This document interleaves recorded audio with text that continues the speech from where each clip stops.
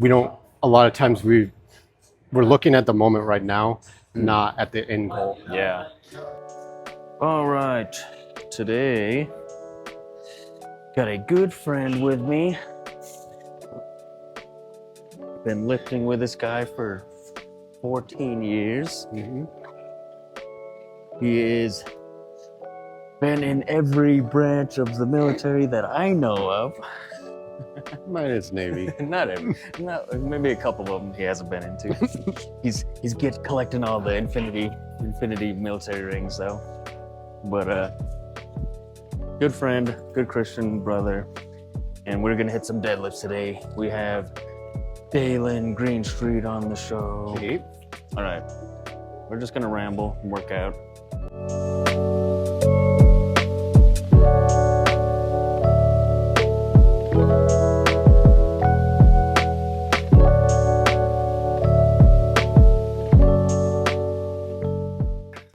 I definitely think working out has helped. It's helped me with my relationship with God of just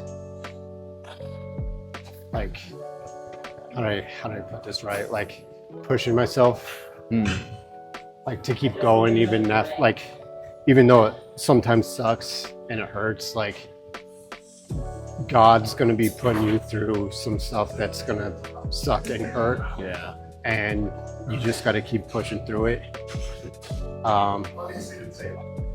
Because we don't, a lot of times we're looking at the moment right now, not at the end goal. Yeah. And I don't know about you, but I've had a lot of times when I've like looked back at my life, looked at those hard things, looked at where I'm at now, and I'm like, yeah, I know I was like praying for something different. Yeah. But now that I can see it from the other side, like I would never want it the other way. And I'm thankful for God bringing me through that stuff. Yeah. Oh yeah. Something that I was going to mention, I think, was one of the questions that you had texted me. Kind of varying away from the fitness stuff, but like for me, a lot of my experience, I mean, I grew up in a Christian family, so you know, church was always there, relationship with God was always there. But I guess for me, my like aha moment, if you will, was my like first deployment to Iraq. Oh, that's nice. Yeah. That doesn't help. You're so sad. Yeah, it flipped on me. That's fine.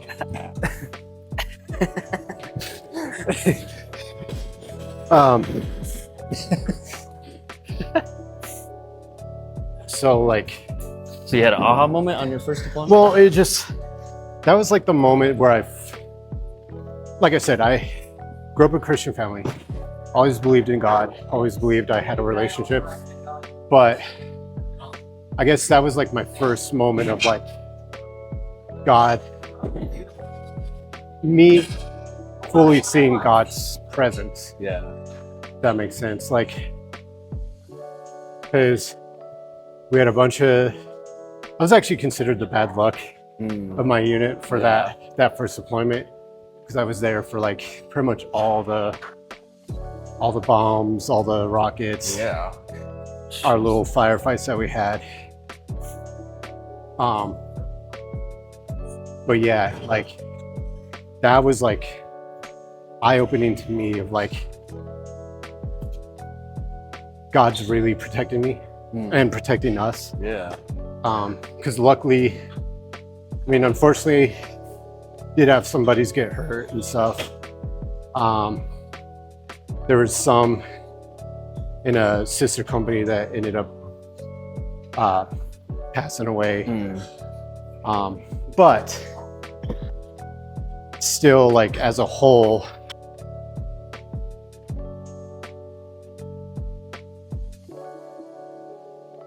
where we were on a foot patrol and an IED went off, and I was the point man, meaning I was up in front. I was like leading the patrol, not leading, but like You were in charge you of were like You were navigating. just like scouting ahead, kind of. We got hit by an ID as we're coming out of a courtyard, Jeez. and the only ones that weren't affected some way, shape, or form was the guy in the rear, and me. Jeez. So everyone else in that patrol, not all shrapnel, Yeah. but like concussions, that kind of stuff. Goodness. Luckily, everyone survived from that immediate incident. Unfortunately, one of the guys later on in life passed away from complications, but he got hit in the femoral, and we had to drag him back. The other guy got him patched up while I got on the radio to call for QRF, quick reaction force, to come pick us up. But what really got me was 2 days later, two or 3 days later, we patrolled that same area again.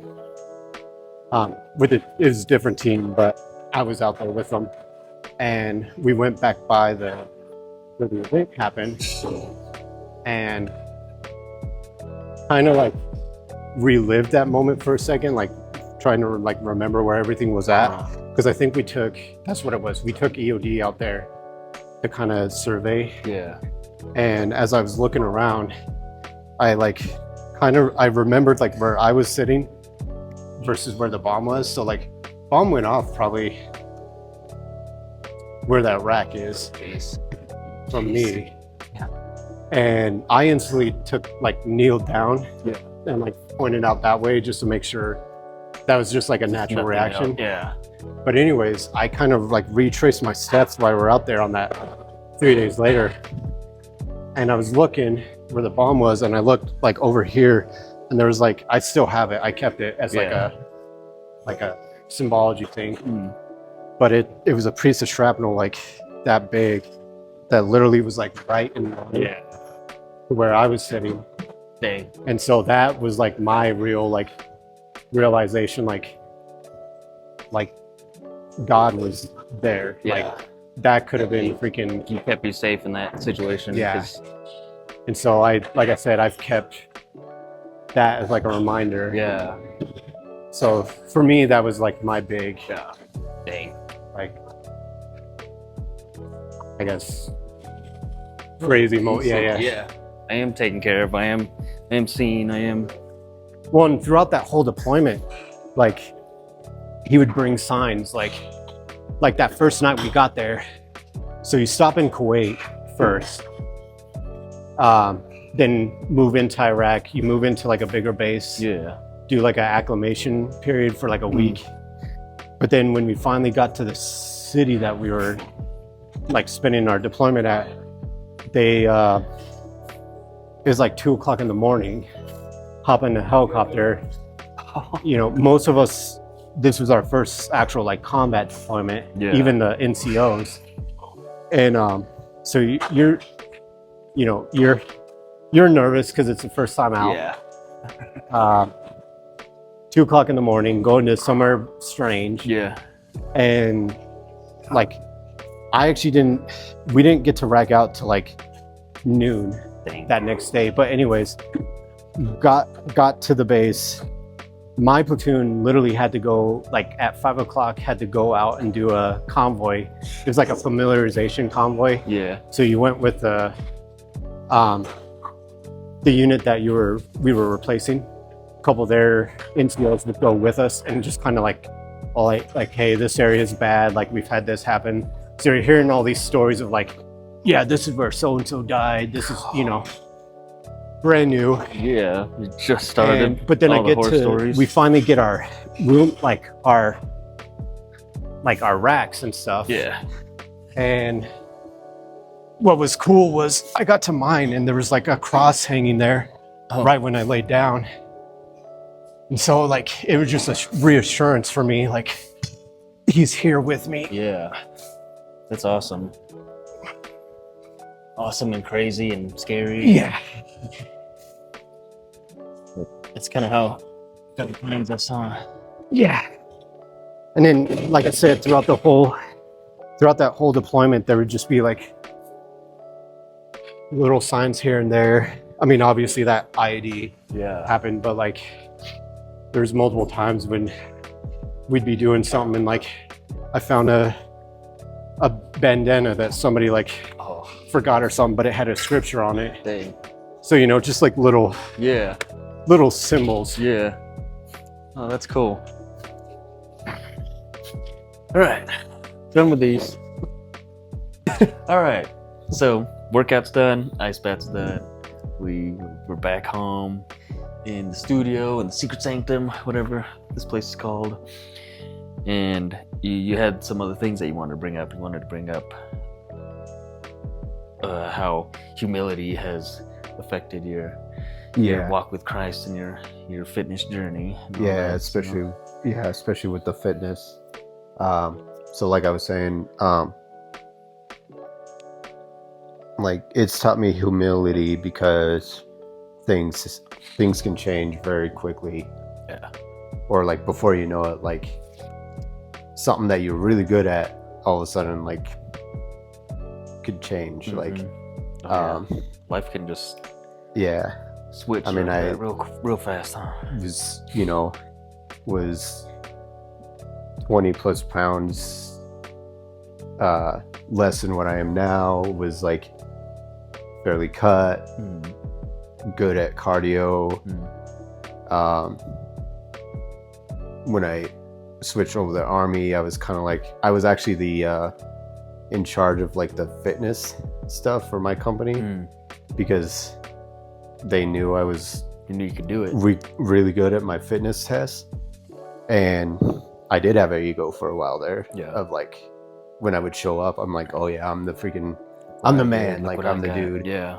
And then about 2016, 17 was when I started gaining weight. I stopped, doing cardio as much, and next thing you know, like got a reality check real quick.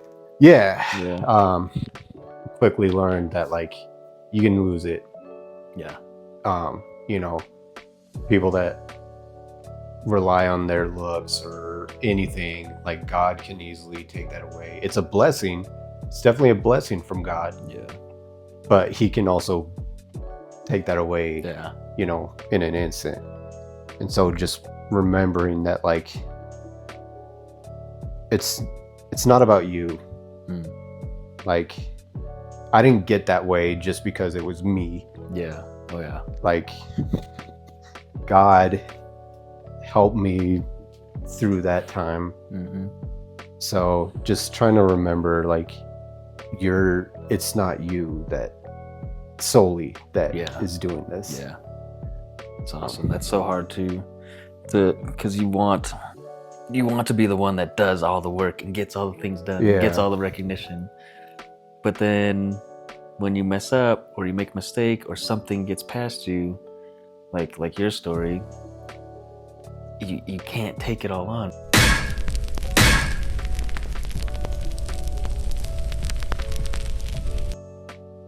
All right. So sure about this after 46 degrees in the ice bath.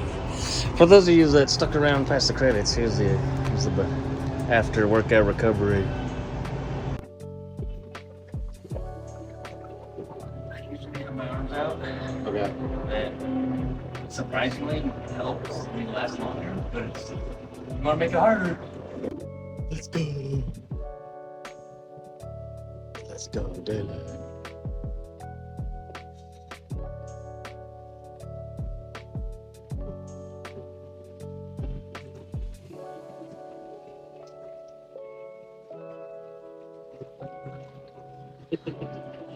Hey, nice. Just enough water to not overflow.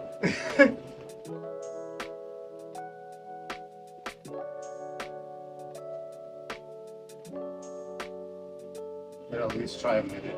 A minute?